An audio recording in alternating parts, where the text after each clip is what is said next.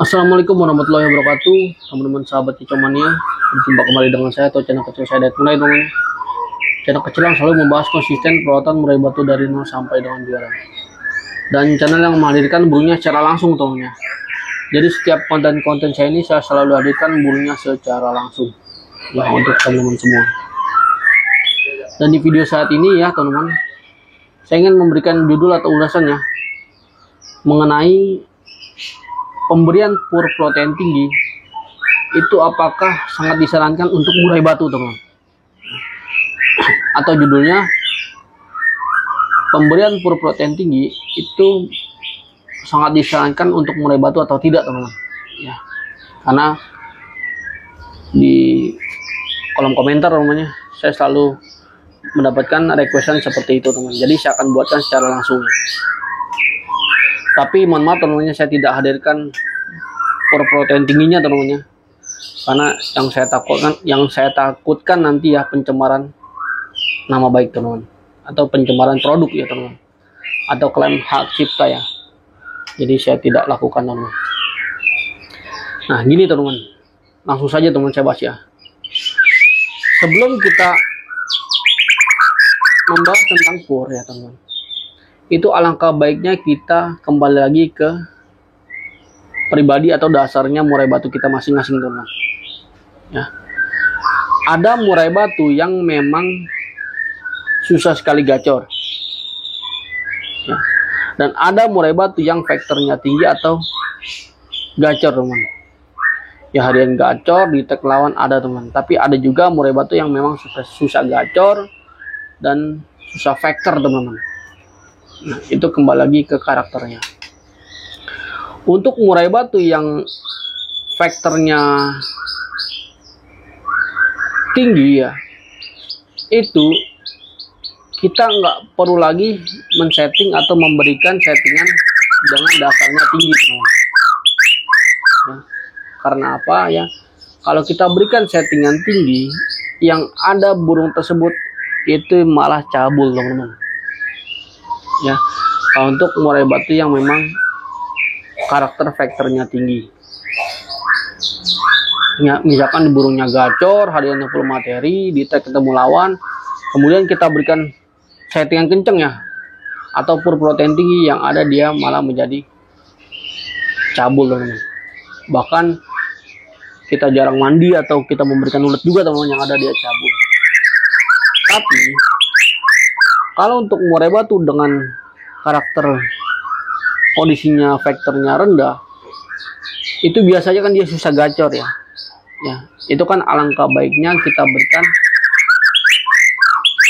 jor F, teman-teman, atau jor jangkrik banyak untuk membuat dia gacor atau meningkatkan birahi, teman-teman. Ya. Dan juga teman-teman, ada juga para pemain murai batu dia memberikan pur protein tinggi.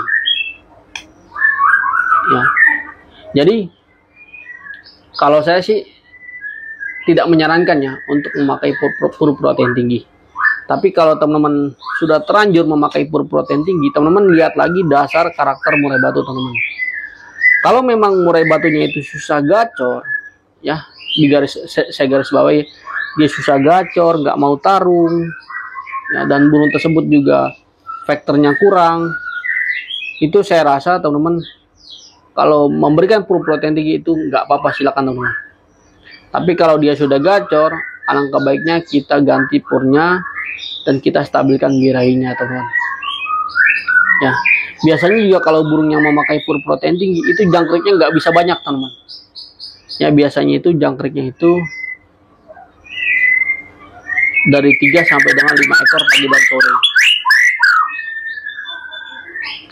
Lalu kalau untuk burung-burung yang faktornya tinggi seperti ini, itu saya tidak menyarankannya untuk memakai pur protein yang tinggi, teman-teman. Ya, karena bisa teman-teman lihat ya secara kasat mata, burung ini sudah gacor, emosinya dapat, birahinya dapat, teman-teman. Tapi kalau teman-teman berikan pur protein tinggi, yang ada dia menjadi kacau, teman-teman. Ya, bukannya saya menjelekkan pur ya, bukan, teman-teman. Jadi tergantung kapasitas, teman-teman.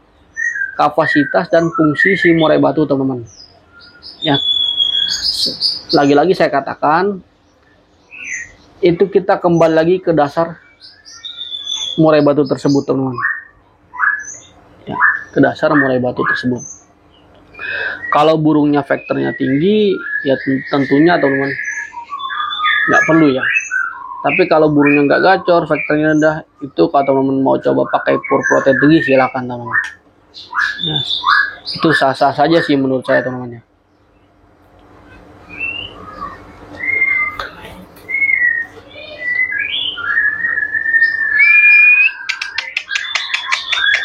Nah, ini burung juga tentunya giras ya. Burung-burung yang vektornya tinggi biasanya digiras, teman-teman.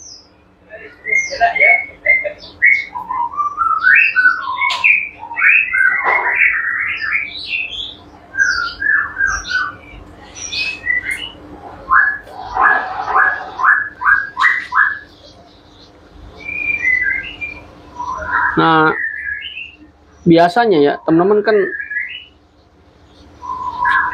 kalau memang burungnya nggak gacor ya, itu purnya tinggi, jemurnya kencang ya. Nah, biasa di awal gacor ya. Ketika dirubah pur tersebut, dia biasanya bunyi. Lama-lama, kalau kita nggak stabilkan atau nggak kita umbar, nggak kita jemur, kemudian nggak kita mandikan ya, yang ada burung tersebut malah diam, teman-teman. Nah, coba deh teman-teman. Teman-teman buktikan kata-kata saya, kalau misalkan teman-teman memiliki murai batu yang nggak gacor, diberikan pur protein tinggi, kemudian dia gacor ya. Tetapi mandinya teman-teman jarangin. Kemudian jemurnya juga jarang ya. Yang ada burung tersebut lebih banyak diam, teman-teman. Jadi,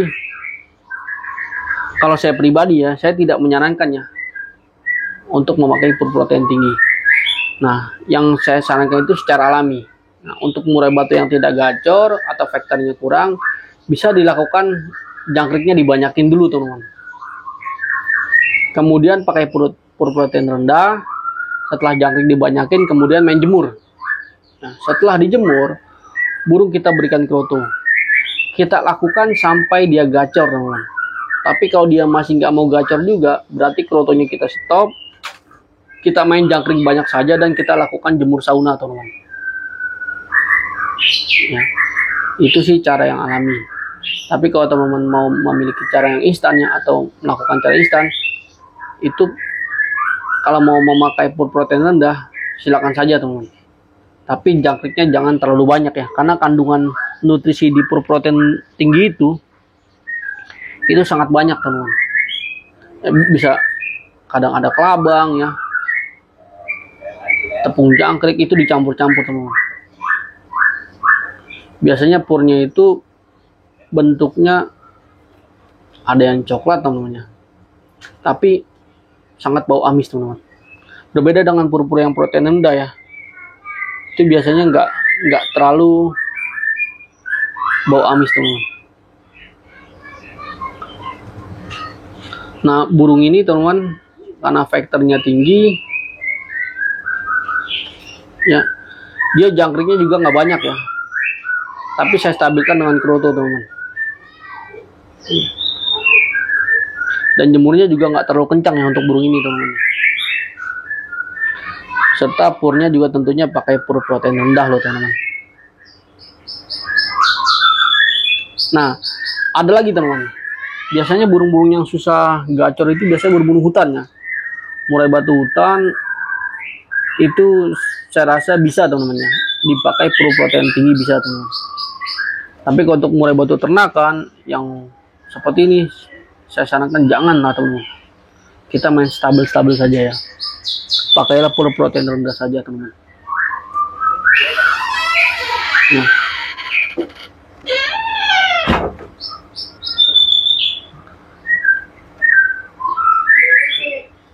oke, teman-teman, saya rasa cukup ya.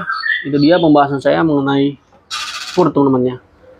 Mengenai apakah bagus memakai pur protein tinggi. Silakan teman-teman simak ya, teman-teman, dari awal ya. Dan juga jangan lupa like, komen, dan subscribe ya. Serta kunjungi Facebook saya, Dayat Murai, sama seperti channel kecil saya ini, teman-teman. Ya, saya pamit undur diri dan kurang lebihnya saya mohon maaf ya, teman-teman. Wabillahi taufiq wal hidayah. Wassalamualaikum warahmatullahi wabarakatuh. Salam kicau mania dan sukses selalu untuk teman-teman semua.